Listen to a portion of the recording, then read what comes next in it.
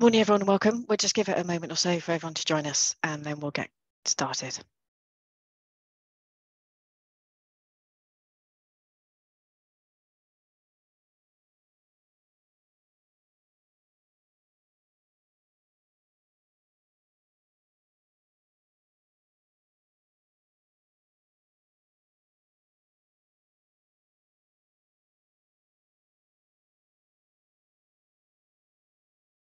Okay, let's make a start, and if all the speakers can turn their cameras on just for the introductions.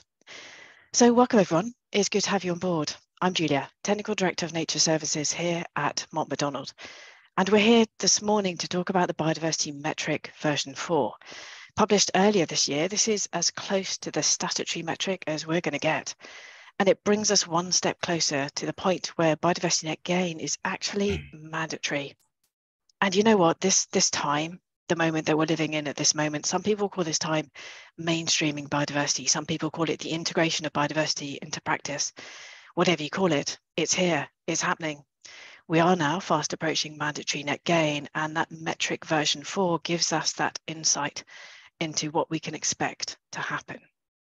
There's a lot of talk, and rightly so, about the skills and competencies that Biodiversity Net Gain practitioners need to have. And that's where we're going to start today, skills, competencies, and the all-important discussion about accreditation. And for that, I'll be joined by Sally. Thank you, Julia, and good morning, everyone. I'm delighted to be here and to be covering how we as practitioners make sure we're ready to play our part in making Biodiversity Net Gain a success. After Sally, we'll touch on the policy context of the biodiversity metric, and for that, I'll be joined by Nick. Morning, everyone. It's Nick White. I'm a Principal Advisor for Net Gain at Natural England, and delighted to be joining the webinar. Following policy, we're going to touch on this interesting point about the shifting goalposts of BNG. To explain all of that and to take us through what exactly that is, that will be Tom. Good morning, everybody. Delighted to be here. My name's Tom Butterworth. I'm a director in WSP, and really looking forward to talking through these shifting goalposts and how we deal with those. Thank you, Julia. And after Tom, we'll be rolling up our sleeves. We'll be getting into the ins and outs, the technical details of the metric. And I'm delighted that we've got Steve and Mungo to take us through that. Steve and Mungo. Hi, good morning, everybody. I'm Steve Panks. I've led the technical development of the biodiversity metric through various iterations, and delighted to be with you this morning. Mungo, over to you. Hiya, I'm Mungo. I'm the Senior Specialist in Net Gain at Natural England. I joined around the publication of 3.1 from a background in kind of ecological consultancy, but specifically I was interested in using the metric and net gain assessment. So one of the things I wanted to bring to Natural England was a focus on the practitioner and assessment methodology. And then we're going to stick with the metric, but we're going to talk about the all-important habitat conditions. And for that, it's Dan and Claire. Morning, everyone. Dan Carpenter, Director at Digital Ecology. Very much looking forward to talking in this webinar, particularly about condition. Hi everyone, yeah, I'm Claire Cashin. I'm a senior specialist in the metric team. I've worked there for about a year since 3.1, and yeah, looking forward to talk about condition assessments as well. And finally, to bring us all home to what Biodiversity Net Gain truly is about, designing those wildlife-rich habitats, is Tanith. Hi all, yes, my name is Tanith Cook. I'm a senior associate ecologist at MacDonald. So I'll be just going through sort of habitat design, thought process, and the mindset behind successful biodiversity net gain. Right, thank you, team. Okay, Sally, let's dive in. Now, for those watching on the call, please do post your questions in the Q&A. There's two boxes, so one is the chat and the other is the Q&A. If you can post your questions in the Q&A, we've got quite a lot to go through. So if you think your question might be answered down the line, do hold on to it or post it, and we'll try and get to it as much as we can. But let's start off with skills and competencies. So it's an interesting interplay between government setting the rules, setting the framework for biodiversity net gain, and then kind of handing the baton over to us in industry. And our professional institutes talk about their skills, competencies, and that quality benchmark. And some would argue that that's the right thing to do. The government isn't here to teach ecologists how to be ecologists. So if we have questions about professional judgment and that interesting discussion, and even the metric makes very clear, the metric needs to be used by competent people, competencies, then that's a discussion for us in industry. But Sally, to start off with this, could you take us through, for those interested in becoming Biodiversity Net Gain practitioners, your institute, what are the training courses that are available? Thanks very much, Julia. I'm just going to start off talking about competency because I think it is really important. I mean, many of you will know that within CIEEM we have a competency framework, and Biodiversity Net Gain, or the process of delivering Biodiversity Net Gain, draws on a number of competencies that many of us will already have, but we may not have been using perhaps as fully or to the extent that is going to be required by Biodiversity Net Gain. We all know that training tends to be driven by the essentials, what's required to do the job that particular day, week, month, year. And there's desirable training, and there's the training that your employer is going to invest in. And in recent years, that's largely been around protected species, protected habitats, survey techniques, mitigation. And maybe habitats generally, or work around habitats generally, has been a little bit overlooked, I think. And of course, Biodiversity Net Gain, a successful delivery of Biodiversity Net Gain, is predicated around a good understanding of habitats and habitat creation and habitat restoration.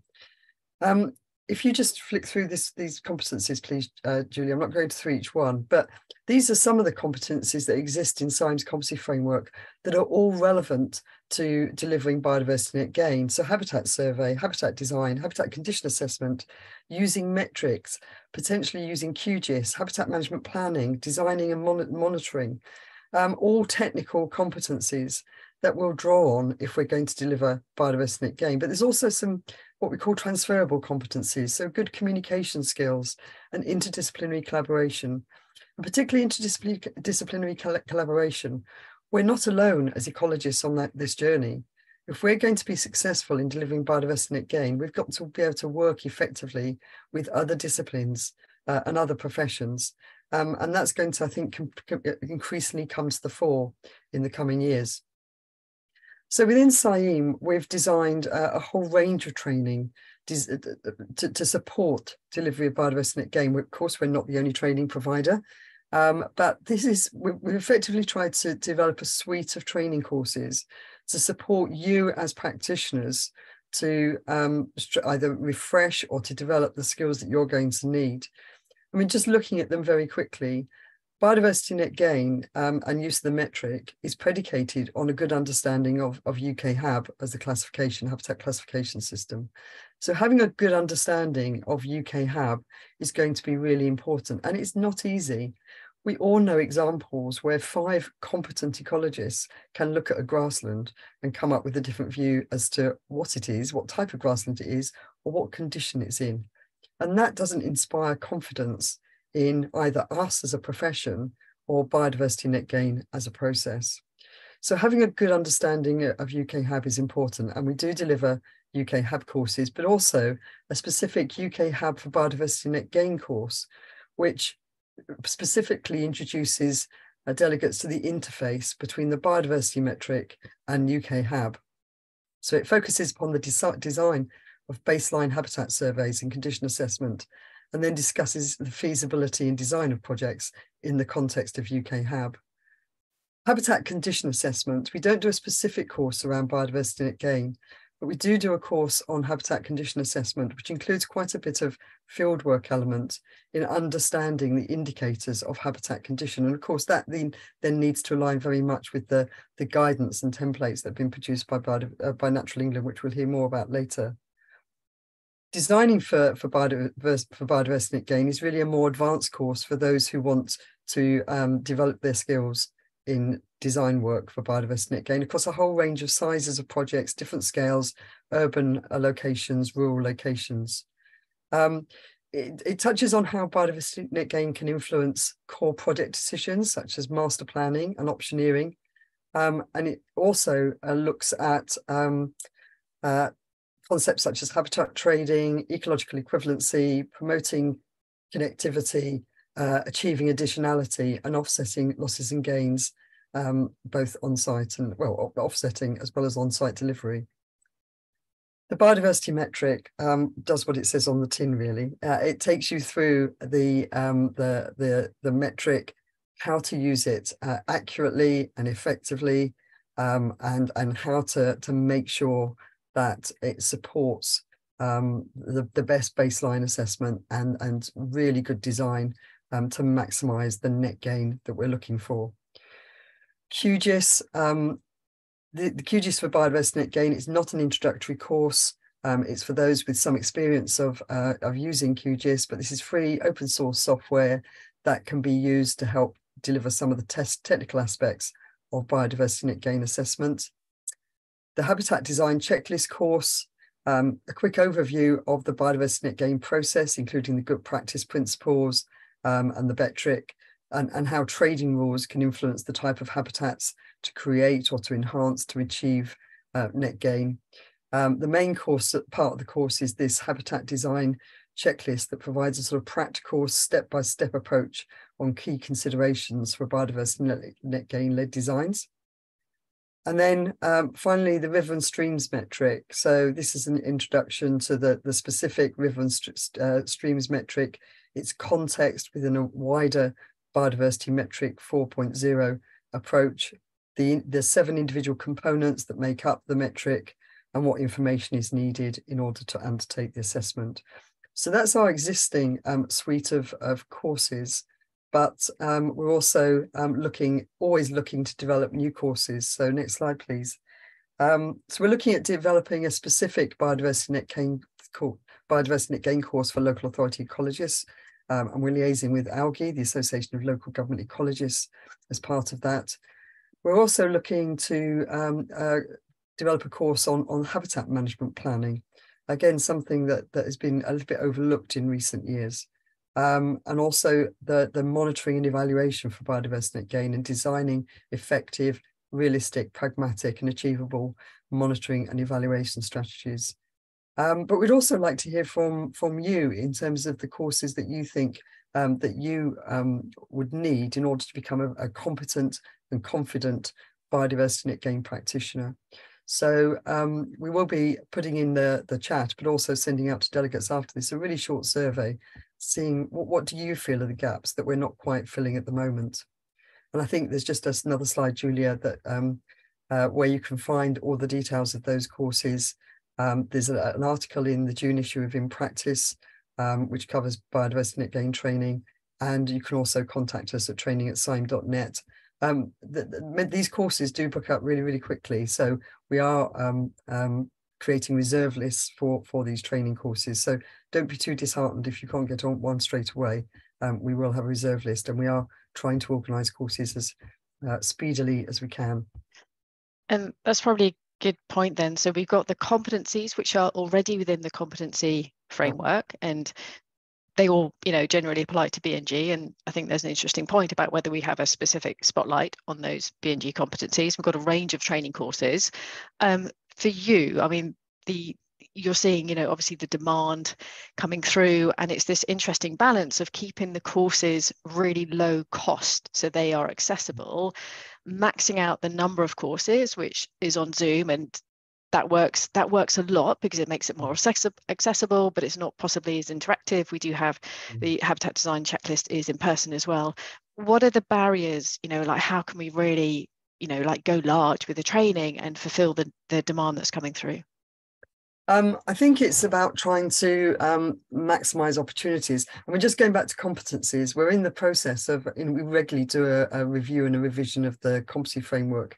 And we're about to do some consultation on a revision of the competency framework. All those competencies I've mentioned are still in there, but part of there is a debate as to whether or not we should have a specific biodiversity net gain competency, which, I'll be honest, I'm a little bit opposed to, because I think the competencies are already there and biodiversity net gain is a process. But there are others that take a different view. So we'll be interested to see what the consultation flags up. I think the barriers, I think one of the barriers, to be honest, has been trying to make everyone aware that they need to know this stuff. And now, of course, we've got November 2023 fast approaching. And as you say, it's going to become mandatory in England. And people are sort of suddenly starting to think, oh, maybe I need to know a bit more about this than I do. There's been lots of webinars, there's been lots of conferences, there's been articles. But now we're coming down to the nitty-gritty detail. So yes, we do need to make training courses as accessible as possible. We also need to make sure the trainers get a fair reward for the effort they put in, not only to delivering the training courses, but also to designing them. You'll know, Julia, that when we started this training, it was you and Tom against the world. And we've had to expand and create a pool of, for example, metric trainers, in order to be able to put on more courses more frequently. So the availability of trainers, I think, is a real key barrier. So we need to upskill as quickly as possible, and we know those that can, to help those who are learning. So that's one of the barriers. I think another barrier is wanting to make sure that we have the most up-to-date information. And of course, you know, daily. So, you know, how many times, inevitably, how many times have we had to pause the metric training? So because we know there's an update coming, then we wait for the update, then we have to update all the materials, and then we have to make sure all the trainers are confident on the new materials. So inevitably, we've had periods when we haven't been able to deliver any training at all. So at the moment, the focus is on getting ready for training with, getting ready for restarting the metric training around metric 4.0, and then trying to get things out as quickly as possible. I mean, one way of delivering training is self-directed learning, and that's something to consider, but I don't think it works in this context. It really doesn't. It's the discussion and the answering questions and teasing out some of the difficulties or the key points that I think is so important. So for us, I don't think there's a way to go. We're constantly looking at also providing our trainers with new, if we're going to stick with online delivery, which for many courses we will, with providing our trainers with new tools to promote engagement and interactivity through the learning delivery. But I think the main barriers are capacity, so having sufficient trainers. So if there are any trainers out there, please do make contact if you'd like to deliver training for us. You're competent in biodiversity. Yeah, definitely welcome. So more trainers, having the most up-to-date information available, and we're still waiting, inevitably and understandably, for more information to come out of DEFRA and Natural England that we can incorporate into the training information. And then people also realising that they need to. It's not just the metric. It's not just the metric. There's other training courses. Exactly. Yeah. It's the whole seeing the whole picture, and I think that is a really good question, though, because you attend a training course and you'll get a certificate for attending a training course, right? And yes, we get this whole host of demand for the metric, and that's great, but there's this whole other package, you know, about being a Biodiversity Net Gain practitioner. What do you think about accreditation? Because, and I would ask Nick to come also into this point, because there's one thing about accreditation. The advantage is that we have the confidence that people within the Biodiversity Net Gain working world, if they're accredited, it gives us confidence about those skills and competencies. The disadvantage is that we make it a burden and it's costly, and it might only be something that the larger consultancies can afford. So, you know, and I think there's a place in the middle where we can get to a stage of accreditation, and you know, if you look at the biodiversity metric, you know, that's your BNG skills and competencies, that's the metric, and then you get this little bit, you need to be accredited for the river condition assessment. And I think there's a good discussion to have about should we go for accreditation. But Sally, I'm interested in your views, especially because all the work that you've done on the EIA accreditation and having that balance between competent accredited people, but you know, the work and the burden that goes into it versus the other end of the scale when there's just, you know, poor practice happening. Sure. and I'll flag up right now, I don't have an answer to this. I mean, we've been talking about, with other stakeholder organisations about accreditation for at least 4 years. I mean, I can remember pre-COVID going to meetings to talk about it. And that's specifically on B&G? On B&G right. accreditation. Okay. But I think we've got to be very clear, what is it we're trying to achieve? Because people sometimes confuse accreditation, which is recognising and holding out the skills of an individual, as opposed to quality assurance. So are we trying to deliver quality assurance around the delivery of biodiversity net gain? So we want to know that these policy, this new legislation and the process is delivering biodiversity net gain to the required standard, or are we concerned about the skills of an individual? And if it's the accreditation, yes, you can develop accreditation for it could be ecological consultants or any consultant, any practitioner using the metric, undertaking the baseline assessment and using the metric. But then there's also the design element. But then who's accrediting those who are doing the implementation? Who's accrediting those who are doing the ongoing monitoring and evaluation?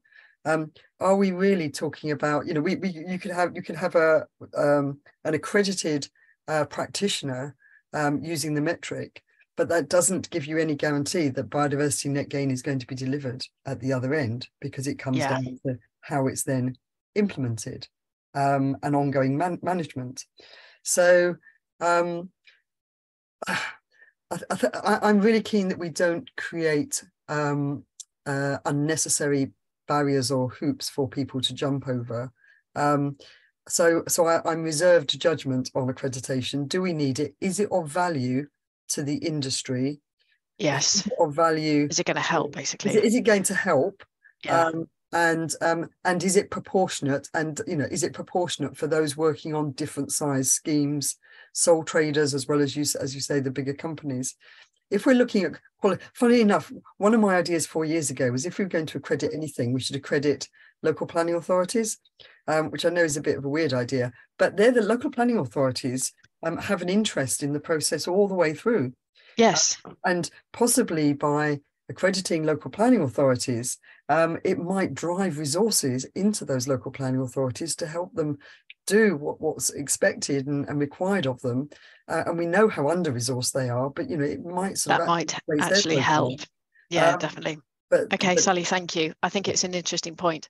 So we do have the competencies clearly within the Chartered Institute, and there's a consultation coming out about competency. So there's an interesting discussion to take place on whether we have a special spotlight or a kind of a space for competencies, or whether it's just embedded throughout the competency framework. We have a variety of training courses. There are other training providers, but we have a variety of training courses. It's not just the metric, everyone, issued by the Chartered Institute. And there's this question about accreditation, which is not that simple.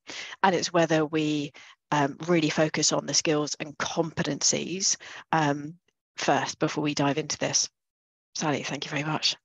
Okay, Nick, let's come to the policy context, if that's okay. So the policy context, actually, I've got a question for everyone on the call. So the biodiversity metric is close to the statutory metric. And when the statutory metric is published, it is a statutory instrument. So it's the metric and the user guide that will be part of mandatory net gain. And for anyone on the call, do you know 353? I mean, this is a pretty nerdy question for anyone, but I'm sure someone out there will know 353 in the user guide, because it has such a policy influence.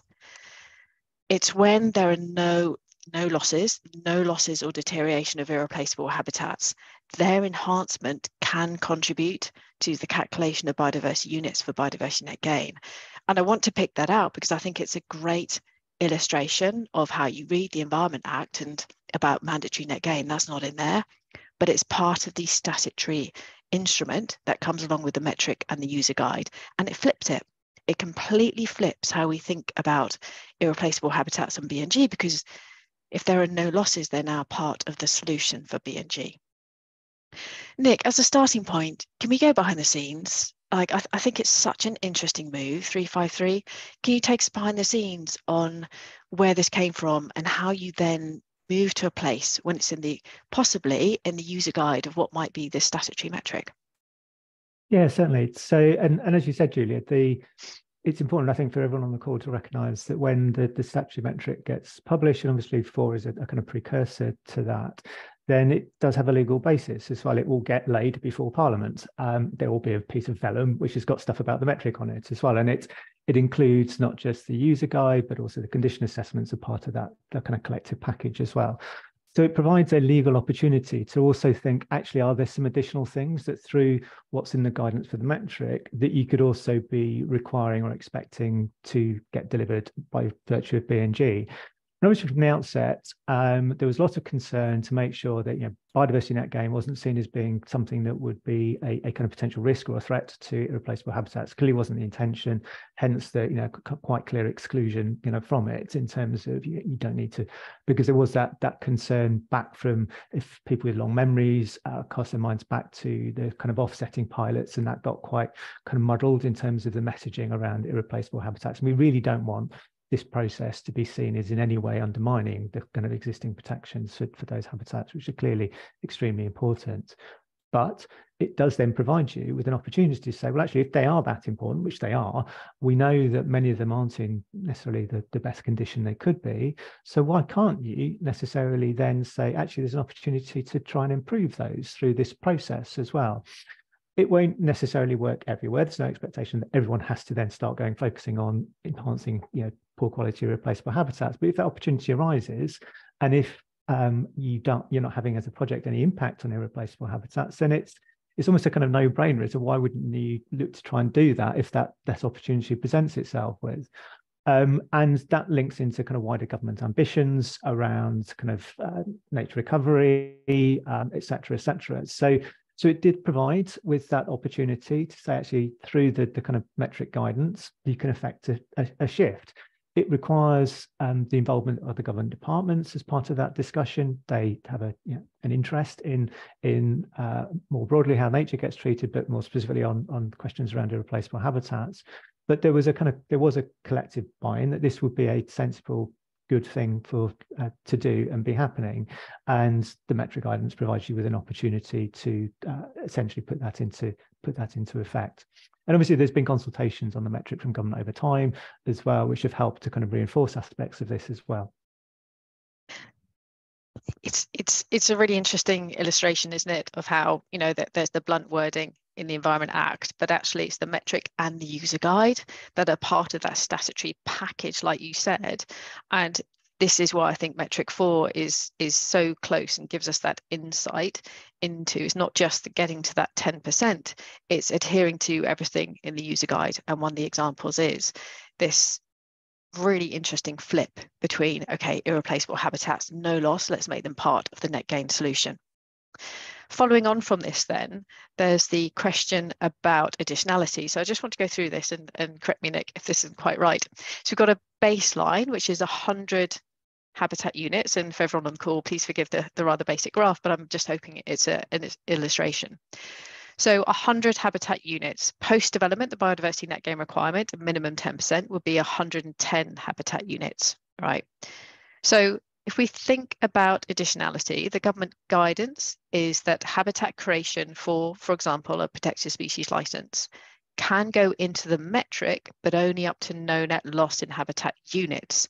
So the 10% net gain in habitat units has to be from additional habitat activities.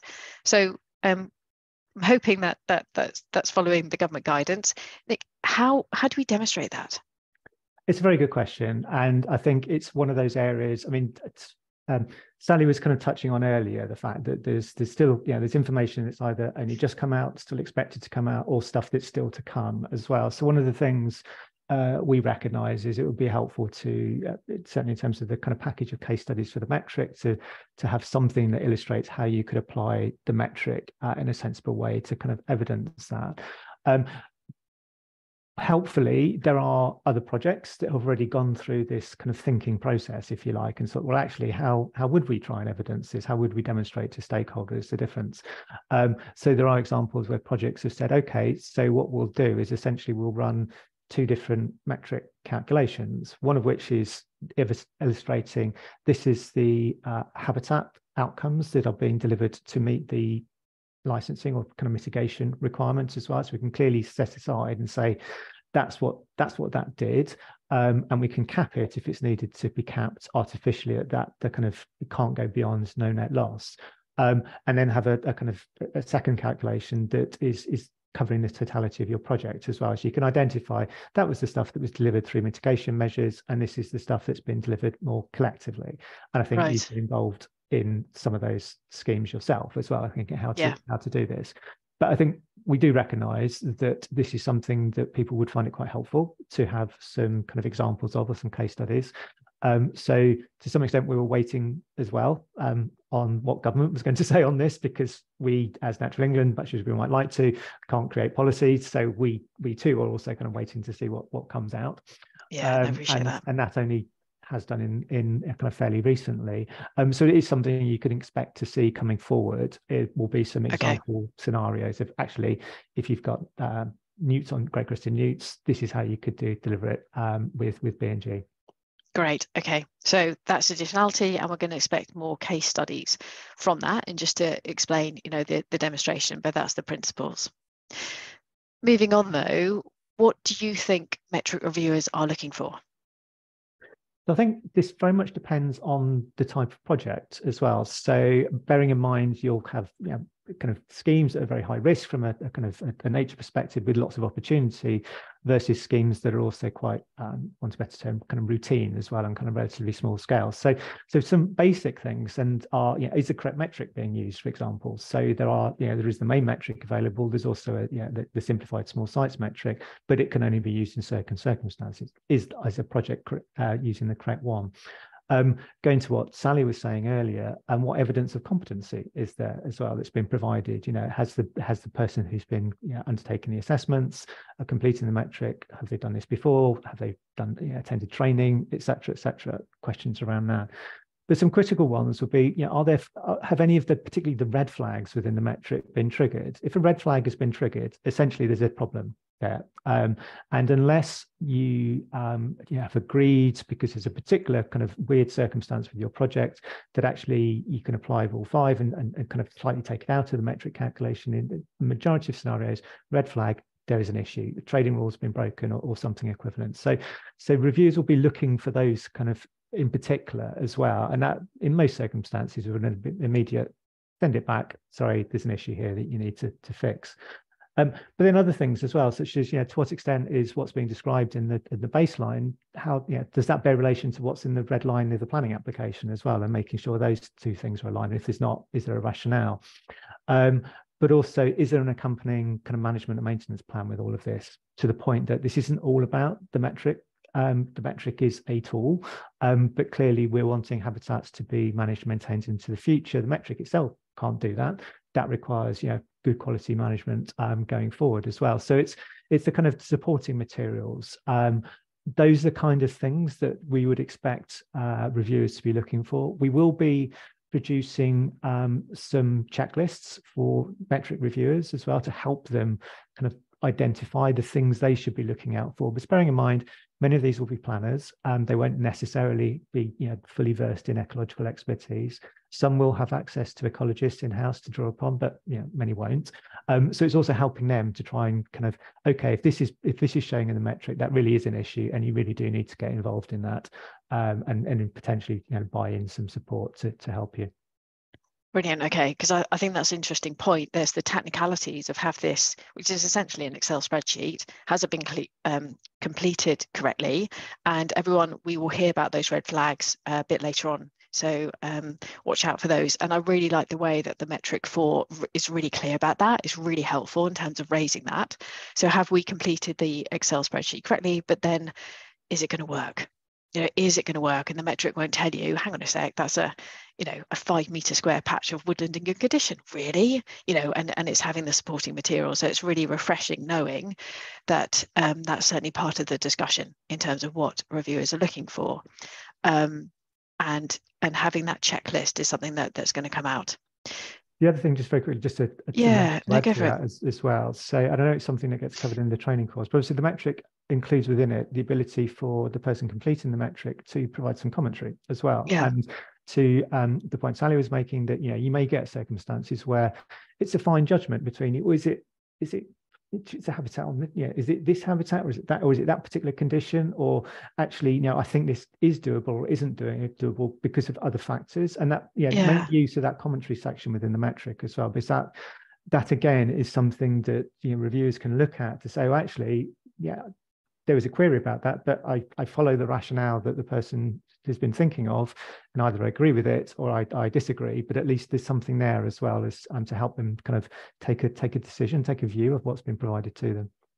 Yeah, because it's like you say, it's the evidence, the justification that especially the post promises, if you like, in the metric, the habitat that will achieve biodiversity net gain, have they been backed up by the design, the management plan, the sound design principles? And sometimes that little box isn't enough. You need to say, please see the accompanying report, whatever that is. Okay. Is November still on, Nick? There's rumours. There are rumours that we're going to be pushed back. I'm kind of slightly dreading asking this question. Is it still on? Yes, it is still on. Okay. So I think inevitably with all these things, there's always rumours in terms of, and possibly because of the fact it is now a staggered start. So hopefully, as everyone now realises, it does begin in November, but it doesn't begin for everybody in November. So when government published its consultation response early in the spring, one of the things it recognised was in part because of the interesting political period that was 2022. A lot of things didn't happen and come out in the way that potentially people had hoped. So it commences in November for essentially major projects, major schemes, minor developments. They've got an extra kind of period of time until April next year, and that's when it will commence for those as well. So anything that qualifies as a small site, they don't start until April. Obviously, some are starting to do this voluntarily, but yes, November is coming. Is it the start or the end of November? It's a brilliant question. I think whenever you're dealing with the civil service, always assume the kind of tail end of any kind of time period that gets described. So it's the helpful thing you've ever said. Yeah. I mean, I don't. Yeah, I wish I could say I know the exact date. No. You're not government. And ultimately, it is in a minister's gift as well. It does require a political decision to be made. But but no, this isn't just me saying November's definitely on. I have checked that. If it turns out, I don't want to look an idiot saying yes, it is still on to lots of people on this call. So I'm confident, and they're confident it is definitely still on. So okay, you've heard it here, everyone. Thank you. Right, so Nick has kindly provided a range of resources. We'll put this out so you do have all of this. And I know the difficulty of just keeping up to date. It's like the Sky's news reporter, keeping up to date with these things. I really recommend, actually, there's the Local Government Association website. It's kept up to date. It's really super useful, but you'll have all these resources. Nick, can you stay on for this discussion? And let's bring in Tom. And thank you very much, Nick, by the way. Tom, what is a shifting goalpost when it comes to biodiversity net gain? Hello, thank you so much. Well, we're diving straight into some detail now after some really interesting discussion, so thank you all. And what we're going to talk about here is something that I don't believe is fully settled, and that's partly why it's really crucial Nick's on this call, because what I'm going to do is set out what we're doing at the moment, what the issues are, why they're issues, and then Nick's going to tell me I'm doing it all wrong or something else. So that's some of you will recognize this image. Those of you who've come on some of our training courses that Julia, myself, others, Dan, others run. So this is a beloved fictional development that we play with. What I want to talk about is what we're measuring that 10% net gain against. What is that 10% increase of? And what's really important here is that the guidance is very clear. It's all of the habitats within the red line boundary. And I know there's been a question in the chat about what if you're not having an impact on that? And Nick can clarify this. It's everything that's within the red line boundary, whether you're having an impact on it or not. And this is really important because the red line boundary identifies what's needed for the development, and there'll be a reason that it's included, and we need to make sure that we're delivering that gain against that baseline.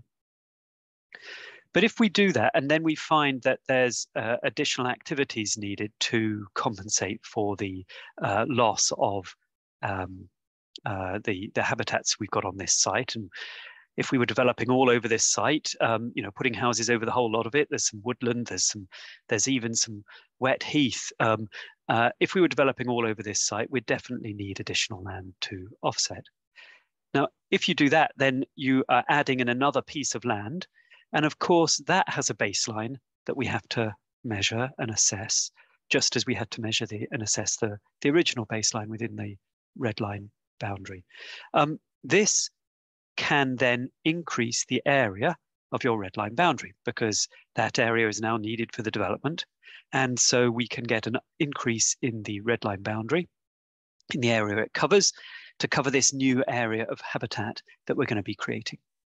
And we can put in some fantastic habitat. Let's put some more wet heath back into that place so we're delivering like for like. Let's put some woodland in there so that we're getting the right habitats into the right location.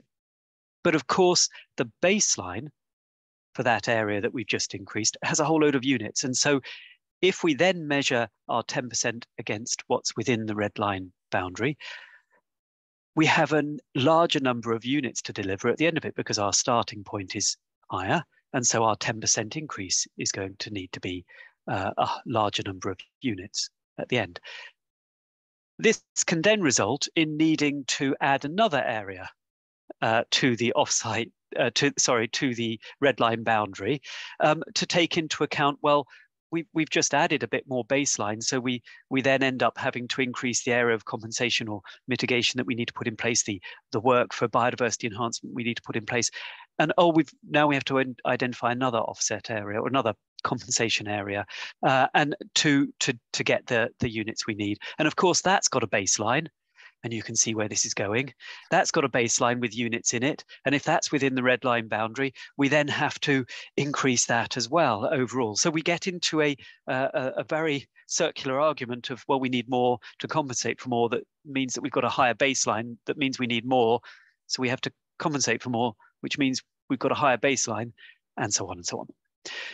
We want to avoid that situation. That doesn't make any sense. It's particularly important on some of our large projects. So this is going to play out very significantly on some of the national infrastructure projects that are coming through, not in November, but will come through next year or the year after. Nick can correct me on that in terms of when they're coming through in terms of the policy requirement.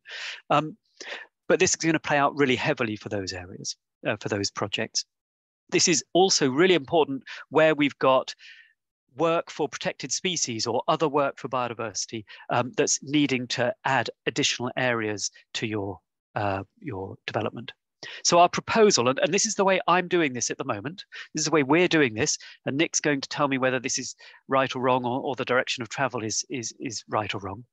What we're doing is that when an area is added to the development parcel and included within the red line boundary, purely for biodiversity reasons, and I include, in my view, protected species work on that, any work that's needed for other biodiversity reasons, not just biodiversity net gain reasons, other biodiversity reasons.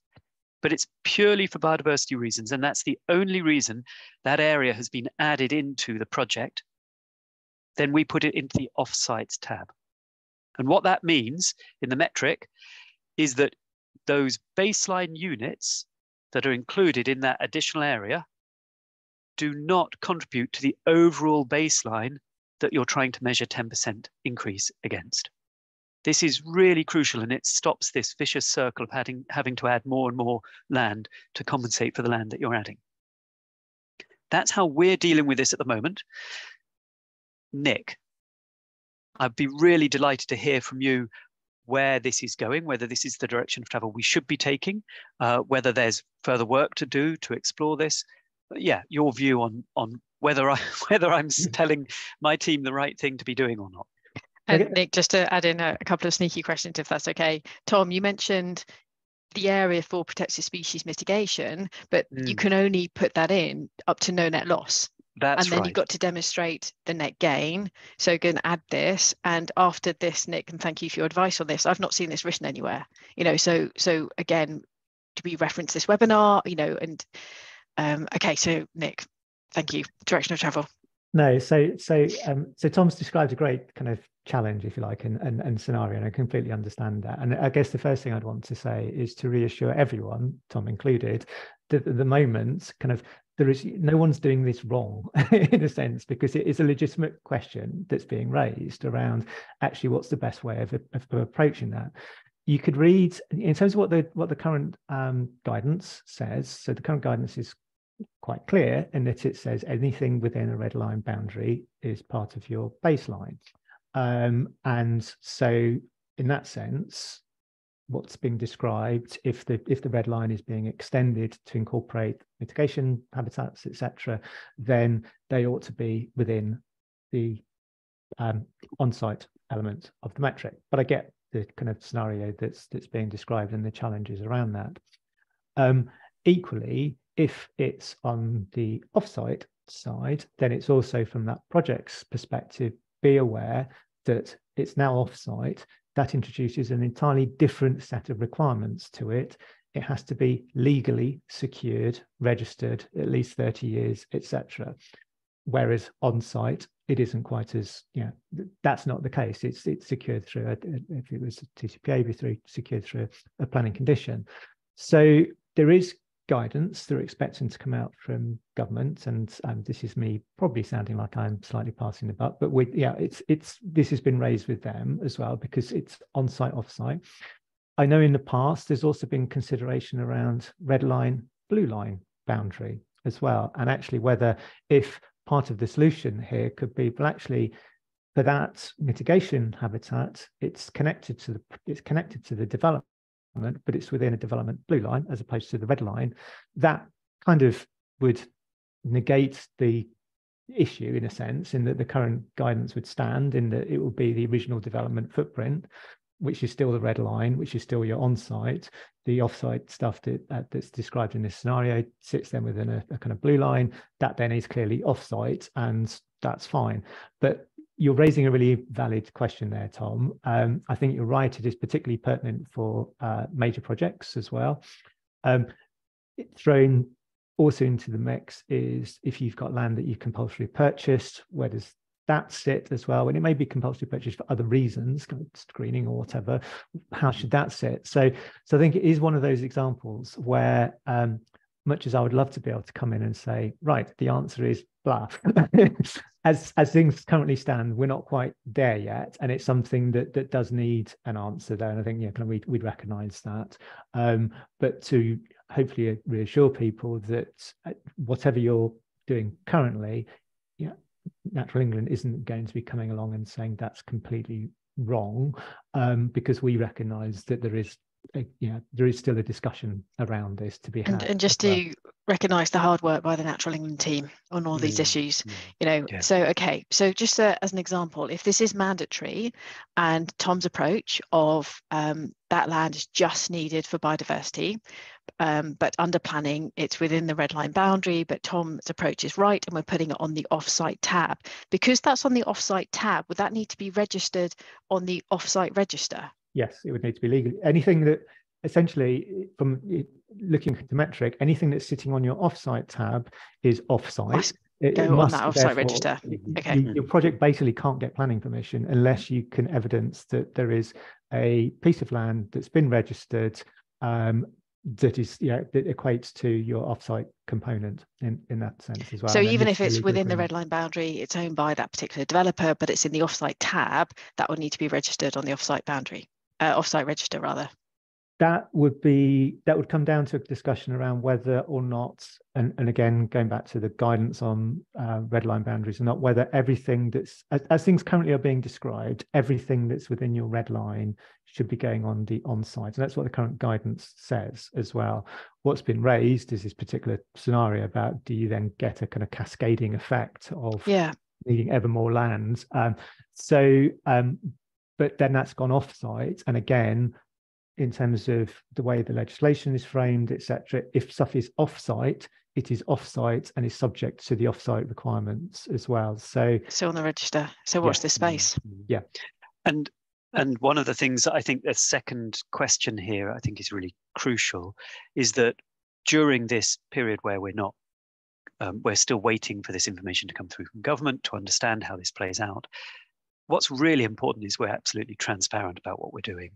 That we are clear and that we're referencing the advice and the input that we've got from the guidance and so on, and that in our reports we set this out right up front and clearly, and then at least we've not trying to hide anything. I think the point is here is there's advantages both ways. There's an advantage putting it in the offsite tab for the units you need to deliver. But obviously there's an impact of that, of making sure that it's registered, etc. So that's going to be really interesting to see how that plays out. And I think the discussion here about this playing out for larger projects is where this really has a sway. And Nick, I don't know whether you've got an idea of the timeframes for those larger projects. Yes. So NCIEEP's the published plan is that it will come in force for them all by the end of 2025. And no, I can't say the precise date at the end of 2025, but that's what the commitment is. We are expecting a consultation to come out hopefully within the next 4 to 6 weeks, which is around the NCIEEP policy statement. So the idea there's a kind of standardized statement for NCIEEPs as well. So people should start seeing that. There are some legitimate, and broadly put, in terms of the legislation, the expectation is that broadly it's expected that NCIEEPs will follow the same approach as for Town and Country Planning Act. But there are some questions that have been raised, particularly for certain types of schemes. So linear ones are an example where there's some, actually how does some aspects of that work if you've got a very long project that's going through multiple kind of planning authority areas and things like that. So I think there is still scope for elements of how practice gets implemented for NCIEEPs to potentially be subtly different from what's happening for town and country planning. But I don't know that at this stage. At the moment, the broad intent is it's broadly similar. So there would still be, what won't change is the fact that there's a register, various other things like that as well. The only other thing I was going to say is, and again to kind of try and reassure people, is that across government, across Natural England, there's a recognition that Biodiversity Net Gain is new. It's new to everybody. It's new, with a few notable exceptions. You've got people who are ecologists coming to grips with this, trying to understand how this works. You've got planning authorities doing the same. You've got landowners doing the same, etc. Our view is that a project that's trying to deliver net gain is most likely delivering a better ecological outcome than one that wasn't trying to. That's not to say that it's doing it perfectly from day one, and we recognise that's not going to happen necessarily. We're on a collective learning. We're on a collective journey rather here. We're as keen as everyone to find out where the things that don't quite work are, where some of the issues are coming through, so that we can kind of update and improve things over time. And Metric will continue to evolve, not quite as quickly and frequently as it has done recently, but it will continue to evolve over time, as will policy. So I do expect things to start coming out of the woodwork as well, where either we accept that there's not a perfect answer to this at the moment in time, but we get towards one. But to try and reassure folks that there's no ambition to kind of jump on people and say, you've done this all horribly wrong. It's recognizing this, we're all learning. No, exactly. And thank you very much. And Nick, thank you. We know that this was a bit of a tricky issue, so thank you for putting us on the spot. And Tom, thank you very much for that explanation. Pleasure. Okay, so out of all of that, transparency, there are still questions to answer, we know that. But let's dive into the actual metric. So I'd like to welcome Steve, Mungo and team, and we're going to go through the changes from the last metric. Steve and Mungo. Thanks, Julia.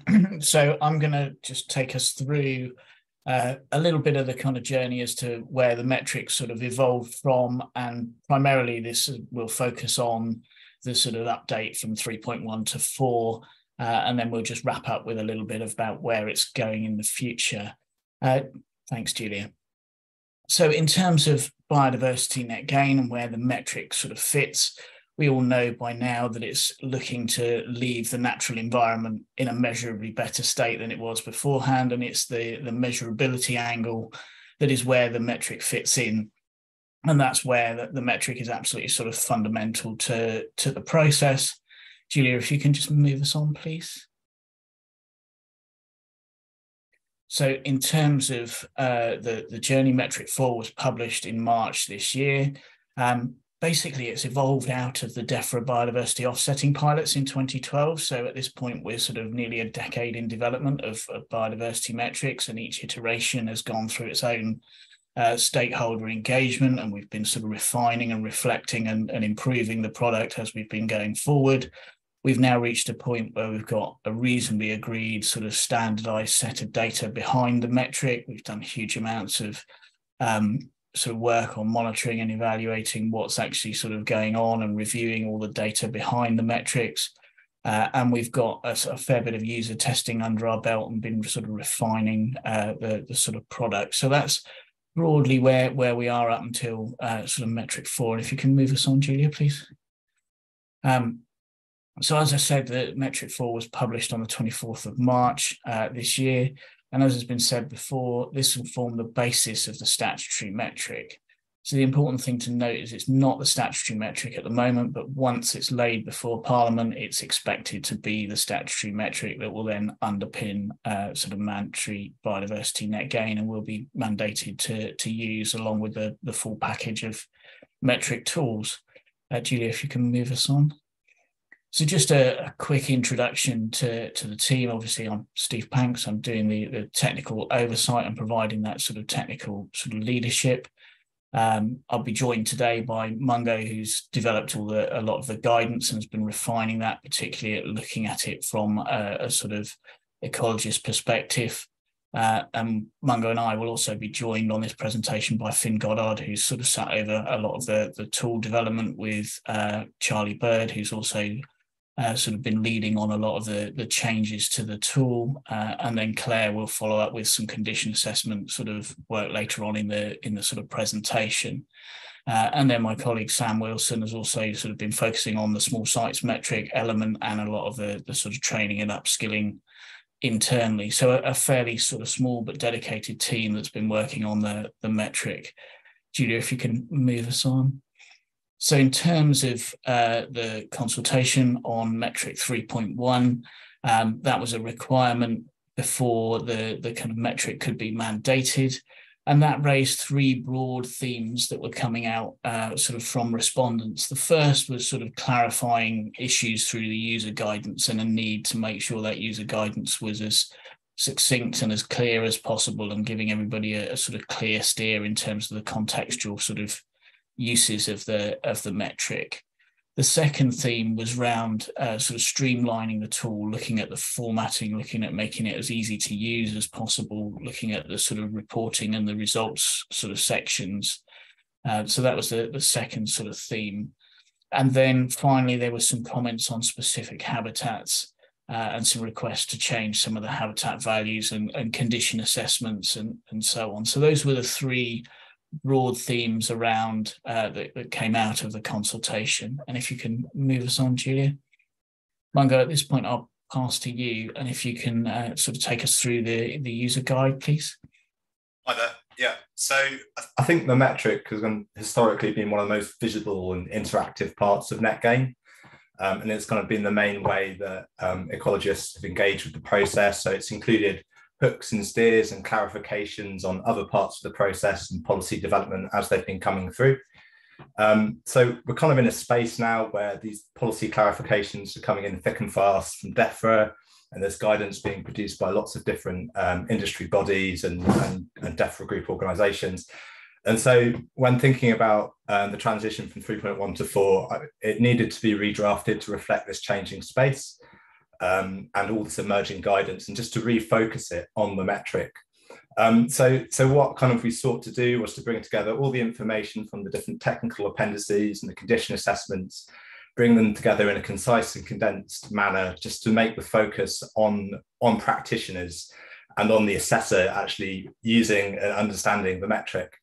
So the streamlined user guide is around 70 pages, whereas previously that information was kind of spread over 240 pages. And because of the way the metric has been developed as an academic exercise, it's been developed in a way that that information was spread over kind of multiple resources. So I really wanted to bring that together. So the metric user guide highlights key considerations and methodology when making an assessment. And I guess that the key thing to highlight there is methodology. You would have heard Nick and Julia say earlier that the metric package that will go before Parliament will be the user guide, it will be condition assessments, and also the metric tool itself, and the values that are kind of included within that tool. So the user guide really places a greater emphasis on professional practice, judgment, and the process of assessment, and also just clarifying what that methodology is, just to give that clarity. Could we have the next slide, please, Julia?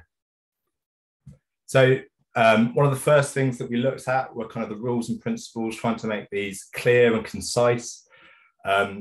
You'll notice we've kind of, there are a few musts in there. We've got rule 1, which is competency requirements must be complied with. We've had some interesting discussions today about competency. Rule 2 is much adapted and changed from other rules and principles, which is essentially the biodiversity metric is unique to this metric. It's not compared to other metrics. You can't chop and change your metric units between different modules.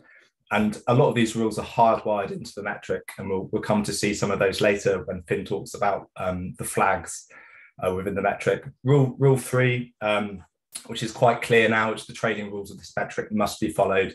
We'll speak a little bit more about that later. Rule 4 is about kind of irreplaceable habitats. And rule 5 is previously rule 6, which is in exceptional ecological circumstances, deviation from this methodology may be permitted by the relevant consenting body or planning authority.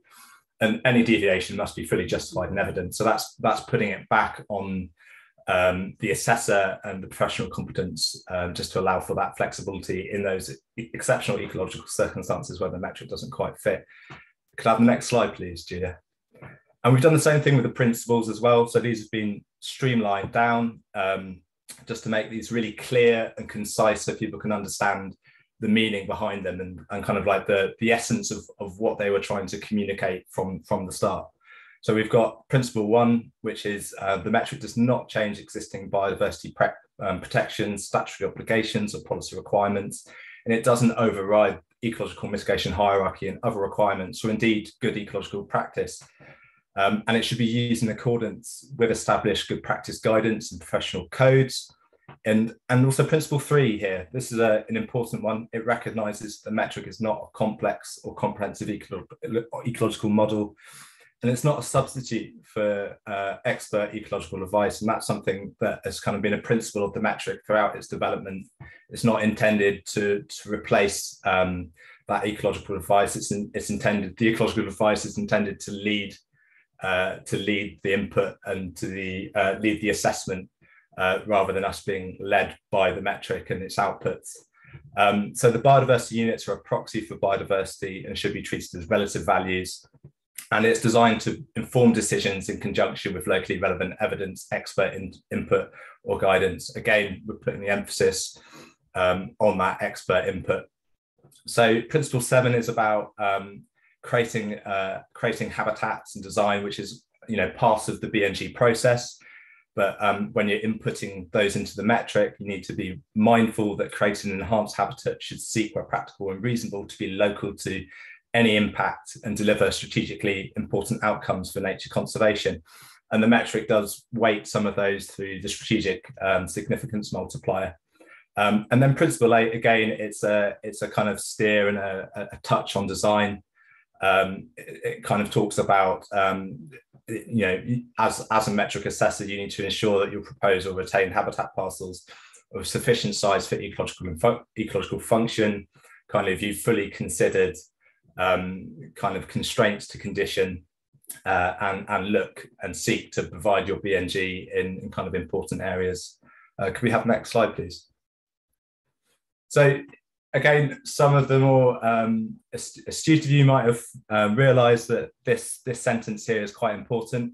So the rules set out in table 3.1 must be followed in applying the metric. And if these rules are not followed, then a project cannot claim to have achieved a gain in biodiversity. And a key point of clarification is something that we're always asked about trading rules. So, meeting the trading rules is expected to be a mandatory requirement if the biodiversity metric is adopted by the Secretary of State. So those trading rules are a key part of the metric, a key part of how it functions. And those are hardwired into the metric. So you'll get your red flags come up if you haven't met those trading rules. Could we have the next slide, please? So the third kind of broad kind of consultation area was on habitats and clarifications. And so we've done some work with UK HAB and also kind of other organisations to provide clarity and alignment with its external definitions. And one of the things we've done is we've tried to remove as much as possible as many of those habitat definitions from the metric and sit them externally. So we've provided some clarifications to some of the name changes. So, for example, we've got tall herb communities is now tall herb communities 8, and it relates to the Annex 1 habitat 86430. And if we can have the next slide, we can also see that we've introduced some new habitats which fill some of those spaces or have provided clarification where people have asked for it through consultation. So we have two tall forbs, which will be defined in UK HAB 2.0, and that's intended to capture things like tall stands of rural vegetation where they don't meet the definition of the Annex 1 habitat. Some other kind of things in there just to pick up on, we've got things like the watercourse footprint, willow scrub and rural trees. And if we look at trees in more detail, if we have the next slide, please, Junior, we've got a new broad habitat type, which is individual trees. So one of the kind of key points that kept being raised at consultation was how do we record rural trees outside of the urban environment? So there's a whole section in the user guide on assessing individual and urban trees, individual urban and rural trees, and it kind of provides a bit of guidance about how to do this. And essentially, any tree which is not represented by other habitat definitions can be recorded, or should be recorded, or must be recorded in this section. So it works to capture scattered trees in rural environments, and it works to encourage the retention of trees through this new broad habitat type. And it does that through securing better compensation through the trading rules, because they're within their own broad habitat group. And if you think about the trading rules of the metric, this means that you're looking for a medium distinctiveness habitat or one of a high distinctiveness in a different broad habitat group. So we're encouraging compensation, a tree for a tree, essentially through that broad habitat group. It's not exactly a tree for a tree, as some of you might know. Can we have the last slide, please, Julia? So we've also done some work on condition assessments. So we've collated and reviewed a lot of feedback, and there's a lot of work being done by Claire, who's going to be speaking later, a lot of collaboration with both internal and external habitat specialists. So that would be people from, the National Allotment Society to people such as the Ancient Veteran Tree Forum, and we've made wording tweaks to lots of condition assessments to provide clarity. And there are significant changes to wood, pasture and parkland, urban, grassland, heathland and hedgerow condition assessment sheets. I think just as a wider point before I hand over to Finn, I've not really gone into the detail of a lot of changes in the user guide. There have been extensive changes to watercourse modules to standardise the way in which length of watercourses are entered into the metric. There's a lot more changes on kind of individual trees, and I encourage you to kind of look at that in detail and kind of examine some of the changes in assessment methodology for urban and individual rural trees. There's a bit of information there, kind of links into design about setting realistic post-intervention targets, which is useful when thinking about BNG design. Refined definitions for other metric key terms, retention, creation, loss, strategic significance. And the majority of these are really to provide you as assessors clarity. So I just encourage you all to read through the guidance. It's only 70 pages and digest these changes because as others have said, it's a key part of the it will be a key part of the statutory metric. That methodology which underpins its use is kind of equally as important. I'm going to hand you over now to Finn. He's going to take you through some of the red flags in the metric. So thank you. Thanks, Mungo. So for version 4.0, we've really had a big focus on usability and accessibility in the metric. And so this involves the data flags and running totals that have been mentioned previously. And then we've also had a big overhaul of the way we treat irreplaceable habitats in the metric and also the spatial risk multiplier. If you can move the slide on, thank you. So other changes involved, we've added in a measurement conversion tool to the bottom of each habitat tab, which is just a simple way for the user to convert between hectares and meters squared and vice versa. A GIS reference column, which is kind of, as it suggests, it's a way for the user to link a GIS reference to each habitat parcel, just for transparency. And then formatting and accessibility changes. So we've changed a lot of the colors and the formatting to try and make all the data as visual and accessible as possible for the user. So an example of this is the headline results. So we've added this new final results heading, which shows exactly where the user should look at first. And you can see here that this is coupled with the use of color. So where it's green, they've passed everything they need to. And then orange is generally, they might need to have another look. Next slide, please. So we've also added a individual trading summary for each module. So previously it was just one trading summary, there's now 3. And then within these trading summary, we've got the use of color again. So you can see here that we've shown medium distinctiveness, and this person is passing everything other than the lake's broad habitat type at present. So you can just see really easily, instantly that they're struggling there. Next slide. So we've also added these summary tables to the top of each habitat tab, and basically that's a way for the user to have a running total of how they're doing without having to keep referring back to the headline results to see what their current total is. So they can just like keep up to date with it as they go.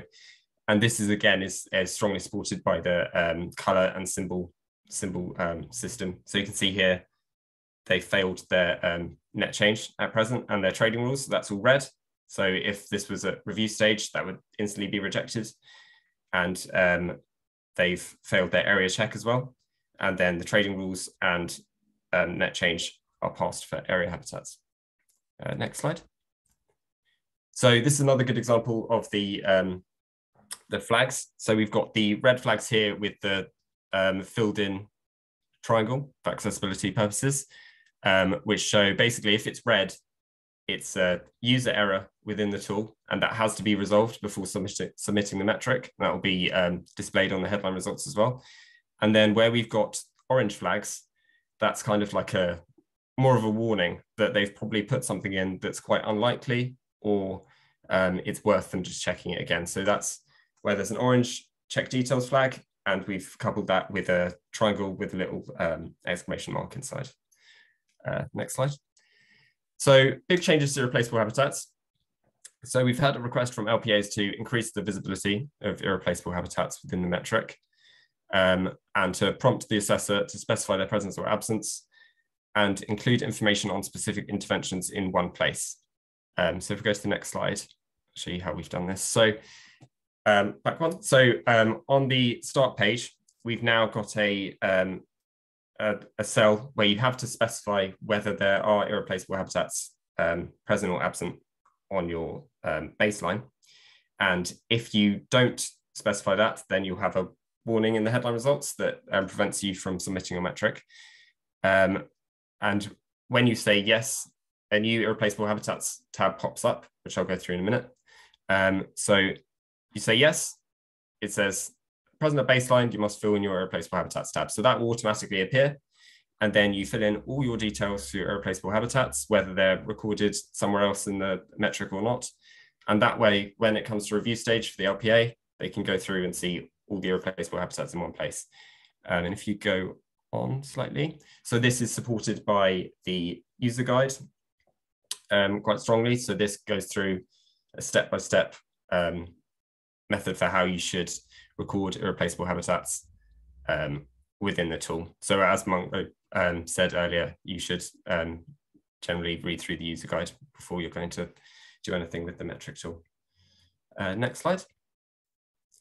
So spatial risk multiplier has had a big overhaul. So for anyone that doesn't know, the spatial risk multiplier is the multiplier that penalizes the user for going offsite. So if your offsite site is within the same local planning authority or national character area as your site, then it's a multiplier of 1, so you're not penalized.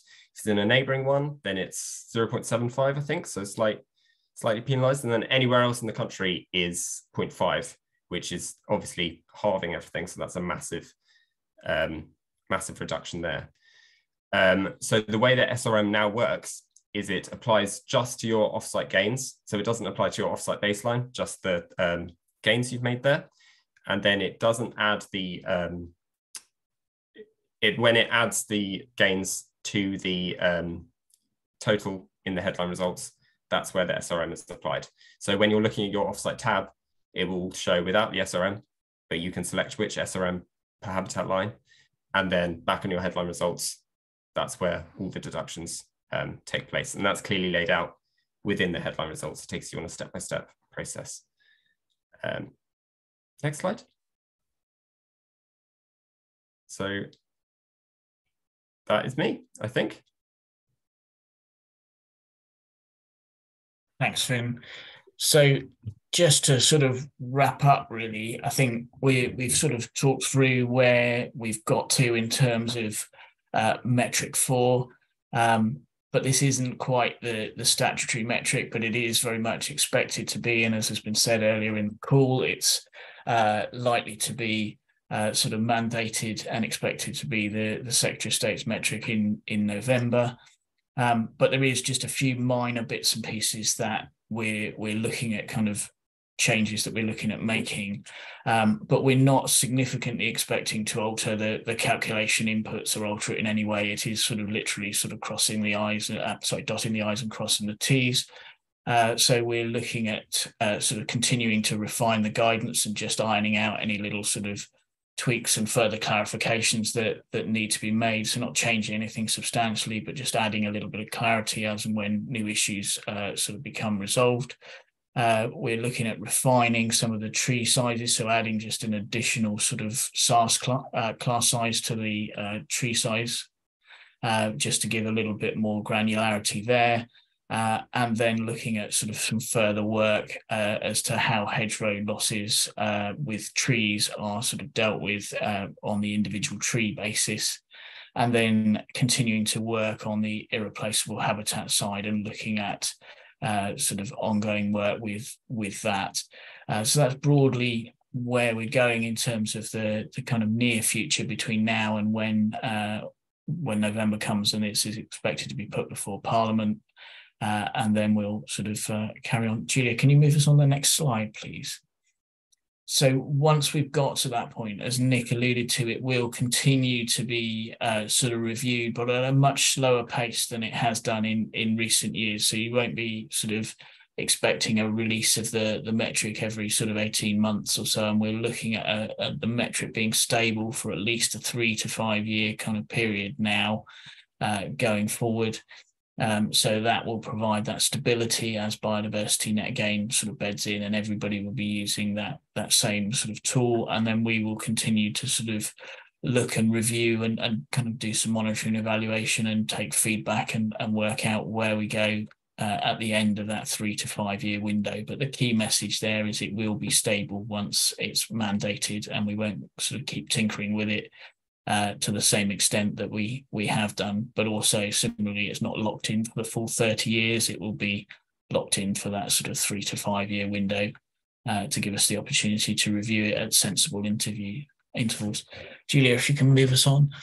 And then finally, just in terms of case studies and getting into the future, once we've got that stable version, we will look to continue to build a library of case studies as a team to help sort of illustrate and inform how we will use or how the metric should be used rather in certain circumstances. And they're listed on screen are some of the ones that we're looking at considering, but like I said, trying to build a library of those to help inform people using the metric on the ground in certain circumstances, how it's intended to be used, and just add that a little bit of contextual information to that. So Julia, if you can move us on.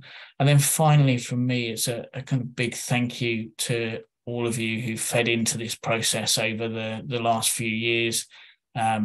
You know, it is a tool that's been developed by Natural England, but it's not a tool that's been developed by us alone. We've very much kind of reflected on the feedback that we've had from user groups. So it's a thank you from me. I think that's it from me, Julia.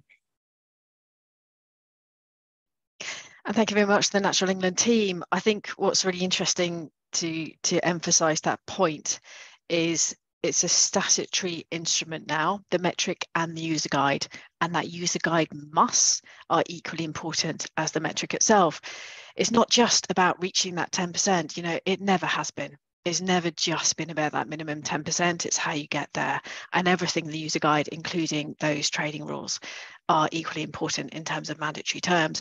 I do really recommend the emails here, and I'm probably going to overload the email, but they are so useful. I ask them stuff all the time, and they get back with the most incredible information. So it is really important to use that. Right, we're in the final straight. We're going to talk about habitat condition. So Dan and Claire, if you can come on now. And let's talk about habitat condition, because it's certainly a part of the metric that I really, really value. I think it's been so great to really think in terms of the habitat condition, but there are tricky parts of the habitat condition assessment. And there's also the question about, well, how best to set those target conditions, and can we think about mosaics when we do set target conditions? Dan and Claire, Dan, starting off with you, could you take us through some of the tricky aspects of habitat condition assessments? And what can we do about it? Yeah. Thanks, Julia. Yeah, thanks. It's been such a fascinating discussion so far, so I'm really pleased to be here. I think habitat condition, as you say, is really important, and probably one of the most important parts of, you know, setting those baselines and setting those targets for actually delivering net gains in biodiversity. And I guess for me, the trickiest part is that while Natural England have set out the criteria that we need to assess habitats against, and they're fantastic, what they haven't done, and quite rightly, as they've said already today, is that, you know, they're not teaching us how to be ecologists. What they haven't done is set out how we should undertake those condition assessments, what the method that we use to do that is. And so that's up to us as ecologists, and up to us as a sector to say, okay, yes, we've got to do a habitat condition assessment, and this is how we do it. And so not having that standardized method means that, as Sally said, you send 5 ecologists into a grassland, you'll get 5 different answers back about what it is and what condition it's in. So I'm really keen that as ecologists that we work together to create a method that allows us to reduce as far as possible the variation that we might get in terms of habitat condition. So, you know, I've started to think about this and started to have conversations with Claire and others about, okay, well, how do we go about doing this? And I'm really keen that as a sector that we get together and we start to think about how do we actually go about doing this, because it's really important. The one thing that we need to avoid is people wandering around fields with those condition assessment sheets and just going tick, cross, yes, no, pass, fail, because that doesn't help us, doesn't help anyone understand anything about the habitat. We need to understand why what condition the habitat is in, so we can understand its value for biodiversity, but also how we go about improving that value through the condition assessments to deliver net gains. So I don't know if there's a slide for this, Julia. I've started to draft something. Not that one. that's the one that helps to kind of set out the a first pass, a work in progress idea of a condition assessment method. And I'm really keen that people get involved and we work together to help develop this method. So what the standardization and quality assurance aspect. Claire, to bring you in, any points you'd like to discuss on that? And also just after that one, a lot of the condition criteria start off with, is this a really good representation of UK HAB? And a lot of us thinking, well, isn't that like double counting distinctiveness? So from your perspective, anything to respond to Dan and that particular question? So to address the first thing about methodology, so I guess where we are at the moment in Natural England is that the condition assessments provide a framework for a competent person who should be carrying out the condition assessment and using their professional judgment to sort of judge the appropriate level of survey effort based on the criteria that are being asked. So if you're assessing the cover of bare ground and things, a walkover, in your opinion, that would cover enough to make that judgment if something passed or failed. And then decisions should be justified as well. And as much information as possible, there's boxes in the condition assessments for that. And associated reports should set out the methodology that was taken as well, whether the condition assessment was carried out at the optimum time of year, things like that. So yeah, although there's no current methodology for them all, it's worth noting as well that for a few habitat types like intertidal, in the footnotes, it does direct to references where sometimes there are specific methodologies for certain criteria. So it's always worth reading through the full condition assessment as well, just to check. And in terms of the second point about a good representation of UK HAB, so that's the way that we've agreed with habitat specialists to kind of capture the positive indicator species and the proportions of those and things. So we don't list positive indicator species for habitats in the condition assessments. We refer to, for example, UK habitat classification or other relevant classification systems.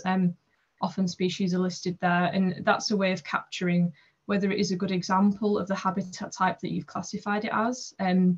So, for example, lowland meadow might scrape into the lowland meadow classification because it has a couple of species like bird's foot trefoil and knapweed, for example. But yeah, they're sparse and occasionally present, and that might be compared to another lowland meadow that has a lot of different flowering species in high proportion compared to grasses and things. And that's not really captured in the other criteria. So that's something really that it kind of asks if it's a good example, because it might be classified as that, but that doesn't mean that you capture whether there's a lot of indicator species and positive features. It's a really good point. When you get those habitats that kind of just scrape through, but it comes back to that professional judgment and experience about knowing, okay, we have just scraped over the line here, but you can capture it in that condition assessment criteria to say, well, it's just scraped through, but this doesn't meet this criteria, and having that interplay between UK HAB, something that, okay, just ticks the box, but we can score it down here. And that comes back to Dan's point about, thank you, Natural England, you set out the framework. This is on us as an industry to set the standard about how we actually make those judgment calls. And I think Claire made a really good point there about the boxes in the sheets that Natural England have provided about evidence, and that's really important here. Is it's no good to go in and say yes it passes. We've got to say why. And as Claire said, you might get what is technically a lowland meadow where the frequency of those indicator species is quite low, and therefore we'd want to say, well, actually the frequency of indicator species is quite low, therefore it doesn't quite meet this criterion, or indeed any of the others in any of the other habitat types. And for me, that kind of data and the evidence to support those condition assessments is absolutely crucial. Otherwise, we will end up in a situation where professional judgment is sort of taken to the kind of extreme where we go, well, I'm a professional ecologist, so you just have to take my word for it. And I don't think we want to be in that situation. As professional ecologists, as scientists, we should be supporting our assessments with data and evidence. Yeah, nothing like a good site photograph. Can I ask you then about setting these target conditions? And I love the way that, you know, the condition, it gives us that insight into the baseline. Absolutely. But we've then got to predict, okay, what do we set that target condition, and using the condition assessment to do that. Dan, what's your advice about this? And then we'll come to Claire. Well, this is where that evidence piece is really important. Just as we were saying, that you know, if you've said, right, I've got a grassland, I think in this case that's in moderate condition or poor condition, and I'm going to as part of my design, I'm going to enhance that grassland and turn it into good condition. That's fine, but how? And what are the drivers of poor condition that exist now that we need to address through management and enhancement? That means we can be confident that that management approach will take us from a habitat in poor condition to one in moderate condition, or, you know, or better. And that's where having this type of evidence is really important, because if we say, well, actually, you know, this grassland is grazed intensively, and, you know, I've measured the height and the sward is less than 7 centimeters everywhere, well, we can address that. We can reduce grazing pressure and improve the structure of the sward. And indeed, you know, if you've got a very heavily grazed grassland, you may end up with things like poaching and other sort of damage to the grassland. And again, addressing that driver of poor condition by reducing the grazing pressure will help improve its condition. And this is what this makes it really easy for those who are reviewing your BNG design to kind of have confidence that you can deliver the habitat in the condition that you've set as part of your design, because you've thought about what's causing poor condition and how you're going to address it. Yeah, and I really like that kind of translation that's coming through, you know, particularly if you do have your site conditions, but also even if you're creating habitat on site, the same thing, you know, you can tell about your site. Exactly. Is it going to be suitable for grazing, you know, or whatever that might be? And it's interesting, you put that final column, BNG design, a lot of that is management as well, you know, and ongoing management and access, and, you know, and also feeds into your monitoring as well, because you're saying, well, actually, you know, these are the things I'm going to be looking to improve, and that's the things I've got to monitor. And you're right. The thing about creating habitats, which you're going to talk about in a minute, is, can we really do that? And what is it that we need to do in creating those habitats that, in terms of condition, that we know we can achieve, and what might we not be able to achieve? What's realistic in the situation that we've got in front of us? Claire, from Natural England's perspective. Yeah, so what Dan set out there is really useful, and it's a good example maybe of how someone might consider using the condition assessments to identify what can be improved for projecting for the future. And just to add as well that the condition assessment criteria aren't necessarily an exhaustive list of the features that might be affecting condition there. So again, using professional judgment and justification, there's the flexibility to consider other things as well. But in terms of predicting and targeting condition and things, I guess, as we've just referenced, it needs to be realistic. There might be an upper limit to the condition that certain habitats might reach because of how it might be used, you know, other pressures like people, recreational, I guess, things like that. Yeah, ensuring that you can secure it and reach it within the 30-year or whatever the project's time frame is, things like that. And it's using the available information, maybe what's present at baseline, what's adjacent to the site, so what might likely encroach or impact it, and what interventions are being put in place, you know, any seeding or planting and things like that. And again, management, as we've referenced. So it's kind of a range of things combined with being realistic. And often we get questions about trees as well and how to project the size of trees, which is a slightly different thing, but I just thought I'd mention this as well. But again, it's just in things like age at planting. Is it a little width that's been planted, or an older tree? The species, how fast growing it is, things like that. Again, the location of the tree, environmental conditions and management as well. And again, thinking what will that be in 30 years?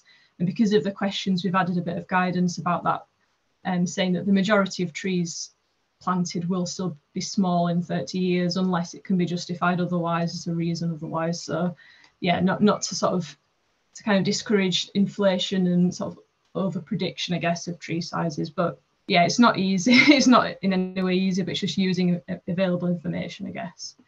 Yeah, and it's a really good point, because it also depends on your planting density as well. you know, if you've absolutely stacked, you know, planted things really, really close together versus, you know, nice and spaced out as well. And I really like that approach. I just really value the condition assessment, you know, particularly Dan, your work on this, you know, it's such a valuable part of not just the assessment, but also the design and ongoing management plan. Before we move on, Dan, any final points that you want to make? And then I'll come to Claire as well. Well, I think one of the key things is that we, as Steve and others have said, we've now got 3 to 5 years of stable metric to really think about how this works and develop processes, develop methods, develop standards, so that when it comes to the review, as a group.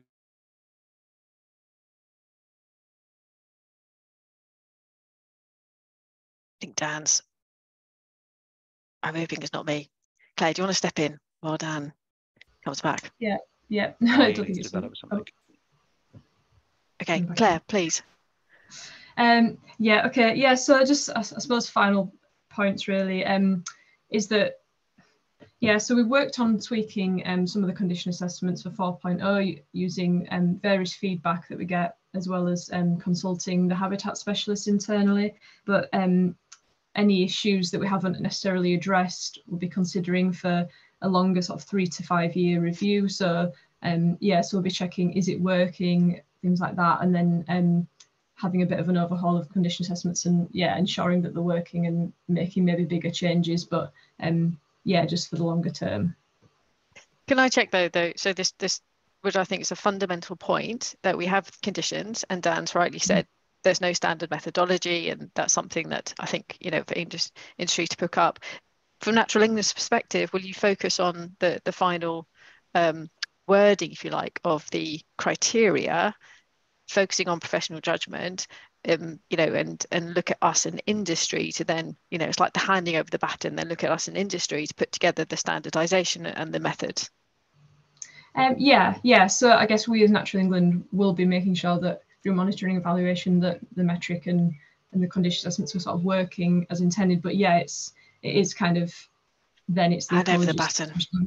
Yeah, responsibility to kind of make sure they're doing it right and applying it right using all the guidance that we've provided. Okay, thank you very much. We could talk about condition a lot, but I want to move on to the final one and have time for questions as well. So let's bring it all home then. We've talked enough about the metrics and numbers, and Tanith, from a design point of view, we kind of touched on a couple of design questions there. What, in your mind, when it comes back to Biodiversity Net Gain, how would you define success? Hi all. Well, yeah, definitely successful biodiversity net gain is not just the numbers on a spreadsheet. So, of course, it will become mandatory. We need to achieve a 10% biodiversity net gain, and we need to use that metric. But for the creation and enhancement of wildlife-rich habitats, this requires a habitat design based on sound ecological principles. Now, it's great. We've already spoken about sort of condition, target condition, how important that is. And also, I think it was really useful just to touch upon the metric principles as well in the user guide. So when we talk about collecting baseline data, you know, collecting baseline data, a lot of people think about, okay, I need a UK HAB, I need a condition assessment for the baseline of the metric. You're coming up from it from a design point of view. When we say collecting baseline data for a BNG design, what's running through your mind? So successful habitat creation depends on the careful consideration of many factors. Now, I believe that a lot of us, we're already doing this in our day-to-day jobs, considering additional information when we're undertaking preliminary ecological appraisals, that sort of thing.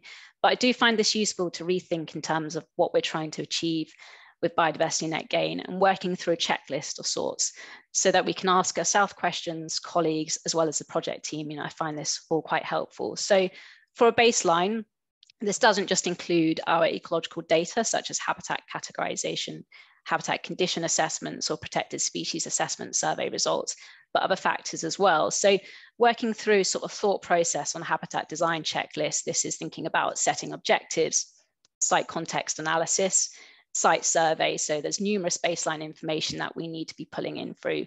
And then we can use all of these sort of principles to evaluate this and combine with our thoughts on biodiversity net gain. And this can give us an idea of what you may need to design, but also moving into the design process. And that's then thinking about perhaps the shape of your areas of habitat creation. Obviously, scale is dictated by BNG, but then also we need to think about species implementation. And just as an example for, say, designing woodland, you need to understand or think about establishment, species selection, and then also planting layout. Next slide, please. So objectives. Now, this is about designing the most appropriate habitats, identifying priorities and working out compatibility. Some of the other speakers have already touched on about being realistic and making sure that what we're proposing for Biodiversity Net Gain project will actually work on the site, and thinking about it long term as well. So this is less about sort of the objectives from a biodiversity nature conservation perspective. You know, it's great now that Biodiversity Net Gain will become mandatory, because that will be a key objective for a project. But we also need to think about how else those habitats will be used. And that's where we need to work across discipline to ensure that there's collaboration to work out whether those habitats will be used for amenity purposes. Also thinking in long term about safety and access to those habitats. And then of course, working with our landscape architect colleagues. You know, it might be that an area of habitat creation is required for visual screening. And that's going to be quite different perhaps in terms of designing a habitat for nature conservation. And this could be down to the fact that for visual screening, it might be that area of tree planting requires rapid establishment, and therefore you might need to reduce the diversity of species going into that mix to ensure that we can encourage that competitive growth. So thinking about objectives of other disciplines to ensure that our biodiversity net gain proposals in the post-construction aspect of the metric will be realistic as well as work. So site context, this relates to the nature of the adjacent habitats and how the site functions in the wider ecological landscape. Now, I've already mentioned sort of cross-discipline collaboration. This is really important to work with the landscape architect colleagues, because they're going to be considering this as well. So I think the great thing about biodiversity net gain is that we do need to achieve that within the red line boundary. But I think we also need to consider, you know, how else can we design a project whilst benefiting the wider landscape at the same time. So this is thinking about buffering existing habitats, reducing those edge effects, reducing fragmentation, as well as creating stepping stones. And then also considering sort of inappropriate habitat creation as well. So you don't necessarily want to be proposing a woodland habitat creation next to a retained area of heathland or a species-rich grassland. All this site context analysis also picks up local strategies and initiatives, and that ties in with biodiversity net gain strategic significance. And I think it's really important, because in coming onto the site survey as well, you know, so many of us, and I'm kind of guilty, you know, speak to the team, it's like, yes, the baseline of the metric, but what you're illustrating so clearly here with a design perspective, you've got to get that thinking really, really early on, because there's quite a lot of data to collect. Yeah, absolutely. So you require a baseline, not just from an ecological perspective, but lots of other disciplines as well. And all of that is required to feed into habitat selection and design. Now, the landscape architects will be using this information as well. But as an ecology discipline, I think that we need to be considering this in terms of undertaking the post-construction calculation. Now, the first bullet point here is soil characteristics. This is so important. Soil fertility, as an example, is such an important factor in influencing the successful establishment of grass and wildflower mixtures. Topography and aspect, local climate, the hydrology of a site. You know, does your site flood? You need to take those considerations into the design. Thinking about previous land use and existing management as well can be really useful. And then working with the landscape architects on understanding the constraints for your biodiversity net gain design. So that could be underground services or overhead lines. There's lots of different baseline information that we need to consider, and not just, you know, our existing notable and protected species information, as well as sort of habitat categorization using UK HABs. So it's asking this question early on and not waiting to that moment when you've got to submit your metric. Thank you for clarifying that. Now, there's a lot to go through with this, but if you had to pull out 3 things from a design perspective, so, you know, so we know that there's the metric and it's got to be underpinned by this habitat design, what 3 things would you say? So I believe I've already covered a few of this, and I think the speakers earlier on also covered it, but it's about the sort of incorporating a biodiverse design mindset. So yes, we need to achieve the number of 10% biodiversity net gain, but we don't want to forget what we're trying to achieve here, and that's creating habitats that support wildlife. So in thinking about a design for, say, a woodland, we want to understand, is there a way that we can improve that design by improving diversity, by varying planting layout, for example, and thinking about the design of glades and rides, so varying planting of clumps in your planting plans and working with the landscapes architects with that. I think we have a brilliant opportunity now, and ecologists should absolutely be stepping up to ensure that what's being proposed in, say, a landscape master plan is creating a biodiversity net gain that's going to work in the long term for wildlife. The second point is soil. Now, I've already mentioned this as part of your sort of site survey. Generally, the failure of habitat creation projects is due to lack of understanding of soils and water characteristics. Now, it might be that due to the type of soil that you have on site, what's proposed in your biodiversity net gain post-construction habitat creation proposals, it could just be a non-starter. And then you perhaps establishing a species-rich grassland on deep fertile soils, it's either going to be particularly difficult or nearly impossible. It's going to be lengthy and costly to try and change those soils so that you can achieve that species-rich grassland. And then finally, this is kind of a theme that's been sort of tied into a few of these slides here, is about collaboration. So landscape architects, in terms of a design, they have that design liability. We need to respect each other's disciplines, but we can inform and influence the design so that habitats are designed to support wildlife and be as biodiverse as possible in the long term. So we shouldn't be working in silos. We should be reaching out as early as possible. I know it's going to vary on a project by project basis and depending on perhaps the company that you work for, but asking those questions to the project team and getting that information through so that we can ensure that the biodiversity net gain proposals are going to be realistic and work. Thank you very much. That's a good place to end on. Biodiversity net gain is certainly a team sport, and that collaboration right from the start. My thanks to all the speakers. So if we can all come on camera, and Sally, I know that we've got quite a few questions, but is there a couple that we can make the most of in the remaining time that we've got? Sure. Thank you to everybody for the questions. Some we've tried to answer live. I'm going to run through some very, very quickly, but also we will try and answer them offline afterwards and circulate the answers to the questions. So we've covered a huge scope of topic in the last hour and 3/4. So I'm going to try and sort of pick questions that cover the spread of that.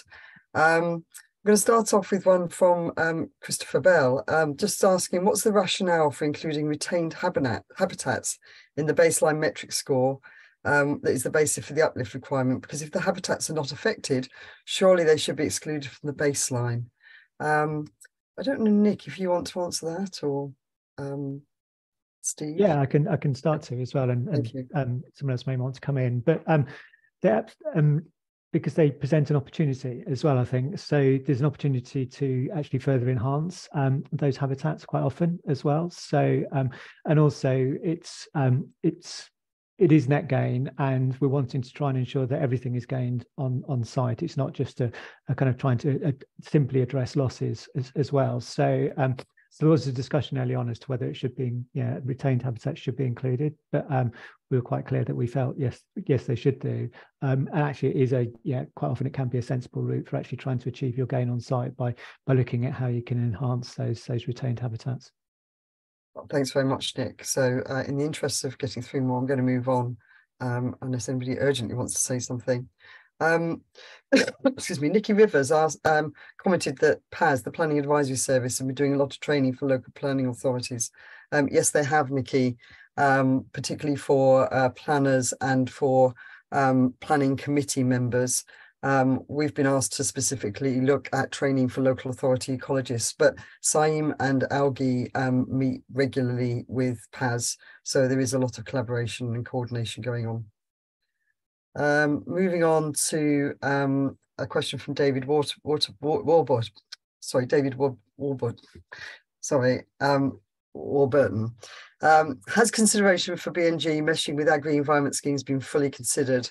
Currently, this is counted as double funding, but agri schemes are an incentive to do better. They do not fully fund the necessary work. As such, linking Biodiversity Net Gain and agri schemes could provide the money to enhance sites, most of which suffer from lack of funding. Who would like to take that one? It might be you again, Nick, I'm afraid. So firstly, I would encourage people to double check the most current version of the guidance DEFRA published on this, because they did make some changes, because it was fairly clear the original publication wasn't, it could be interpreted in different ways. There is scope to combine the two, and the critical thing is making sure that what you're doing for net gain is over and above what's being financed through the agri-environment. That's the main things to take into account. Thank you. Turning to Gabrielle Graham, are there situations where we can use ecological justification to justify trading rules not being met? The concern is that local planning authorities rely heavily on all the tick boxes and would be reluctant to approve projects where trading rules are not being met. That might be one for Mungo or Steve, I think. Yeah, I'll chip in here, Sally, I think. I mean, essentially, you'd be in the space of thinking about applying Rule 5 if you couldn't meet the trading rules. I think we're in the place now where the trading rules are part of the guidance and they must be sort of complied with. That being said, we've always said the metric isn't the place of just making decisions by numbers. So if there is clear ecological sort of rationale for sort of breaching those trading rules, then it needs to be sort of fully evidenced and considered, and probably around Rule 5. The one caveat with that at the moment is we're still needing clarification from DEFRA as exactly how they see Rule 5 being implemented in the sort of mandatory space. So at the moment, it would be evidence basing it and taking it out of the metric, and it's a bit of a watch this space for mandatory net gain. Yeah, and I think it comes back also to, and links into the next question as well, it's what the comment was made earlier about evidencing your ecological judgment, your argument for taking a different approach, which links into the next question from CIEEM Workshop 02. I'm not quite sure who that is, but in such a situation where there is an uncertainty or the early days of the transition, all local planning authorities have flexibility to agree deviations in methods applied, including which metric will be used in between 3.1 and 4.0. And that flags up with another couple of questions where people have said, well, if we're already part of the way through the determination process, and we've been using an earlier version of the metric, do we have to go back and then start to redo everything using metric 4.0? Who would like to take that one? Happy to. Yes, thank you. So if you already started with an existing metric, you should be continuing. Yeah, you're justified in continuing with that. And where we publish the metric, we kind of make that statement as well. There are likely to be some transition arrangements published by government when it comes to the relationship between version 4.0 and the statutory metric. Because obviously the statutory metric legally won't be available until BNG commences. But equally, mandatory BNG won't be retrospective. So a project that's already gone in for permission by an LPA using 4 or even 3.1 would continue to use 4 or 3.1. It would only be if it was a completely new application that it would be the kind of statutory metric required. But there may be some transition arrangements in place relating to it and 4.0 for a short period of time, if that makes sense. It does, I think. Well, I think it does. I hope others do as well. There's quite a few questions around the red line boundaries and blue lines and so on, which I think we might have to bring them all together and try and answer that online. Mikhail Farp has said the user guide says that losses of very high distinctive area habitats are not permitted within metric 4.0, and yet the bespoke assessment and compensation are required. Can it be clarified when compensation is needed? Is that one for Steve? Yeah, probably one for me, Sally. I think the key point there is that what we're saying is that the metric is a proxy for biodiversity, and it's not really the right place to calculate compensation for losses of very high distinctiveness habitat. So we're saying it's not that they're not appropriate, but they're not appropriate to be calculated through the metric, and that bespoke compensation is sort of required through that basis. So it's just a flag really to enable those discussions to take place outside of the metric, where all of the appropriate sort of evidence and ecological justification and other considerations can be thrown into the mix when calculating the compensation for losses of those. Great, thank you very much, Steve. A question from Beth, that with regards to assessing the condition of hedgerows, criterion C2 applies to the undisturbed ground, but if undisturbed ground is not present, should the hedgerow fail criterion C2, or should it be discounted as not applicable to the hedgerow? And Dan, I think that's one for you. Yeah, sorry, I clicked on the wrong button for that one, but yes, it would still apply. If there's no undisturbed ground, then it would fail. But I'll just check that everyone else, Claire and the Natural England team, agree with me on that point. Yeah, it's asking if there's disturbed grounds, if there's something stopping the perennial vegetation establishing, then it fails, basically. So it's just professional judgment really whether it does or not. Thank you. Anybody else want to come in on that before I'm going to go to a final question? I'm afraid, Tanith, this one's coming your way. This is from Jasmine Leather, and it's a bit of a biggie. How can we take into account possible impacts of changing climate on habitat condition and management over the next 30 years? Yeah, this is something that Julia and I have been considering in the habitat design checklist training course that we've been running. So there are some actual really useful online resources out there, especially for woodland creation. So there are resources that look at perhaps a changing climate from both extreme weather events to an increase in temperature, and perhaps certain species that you might want to select in your planting mix. So I think we do need to be taking this into consideration, working with our landscape architect colleagues. Perhaps we can share some of the different websites that we look at. So there's a really good one, actually. It's called Ecological Site Classification from Forest Research. So there you can input sort of the location that you're working in, and it provides an output on using the MVC codes as well, and particular tree species that may well be adapted to future climate change. But we should certainly be considering it, because it might just be that some species in the future may not be suitable, especially in sort of the south. We need to maybe consider using species which might be coming from elsewhere in Europe, and then it could also mean that our consideration of sort of the MVC categorization may sort of blur in the future as well. Great, thank you, Tanith. Nick, is there a Natural England view on this, perhaps?